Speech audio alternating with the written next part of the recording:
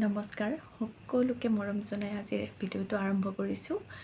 আজি মই আপোনালোকক এটা টিপছ এটা দিব ওলাইছোঁ।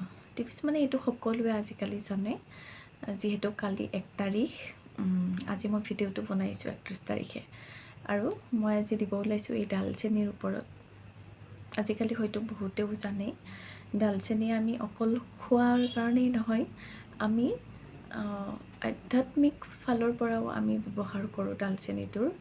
সেয়ে আজি মই ক'ম যে ডালচেনিটো কিদৰে আমি ব্যৱহাৰ কৰিব পাৰোঁ। আমাৰ ঘৰখনৰ সুখ শান্তি সমৃদ্ধিৰ কাৰণেও আমি ডালচেনি উপয়োগ কৰিব পাৰোঁ। তো প্ৰথমতে কি কৰিব, যিহেতু কালি 1 তাৰিখ, ৰাতিপুৱাই আপোনালোকে এই ডালচেনিটো গুড়ি কৰিব।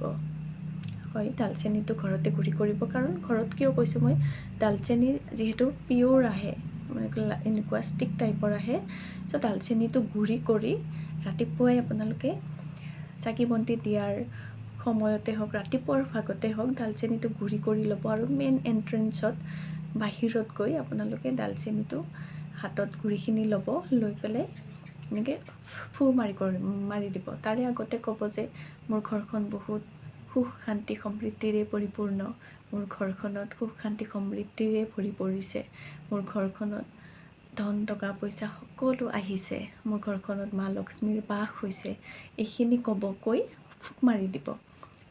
যদি যদি আপোনালোকে নকৰে, তেন্তে কি কৰিব, ডালচেনিৰ গুড়িখিনি ঘৰৰ চাৰিও কোণটোত, 4টা কোণ আছে নহয়, 4টা কোণত অকণ ছটিয়াই দিব, পেলাই থৈ দিব চুককেইটাত।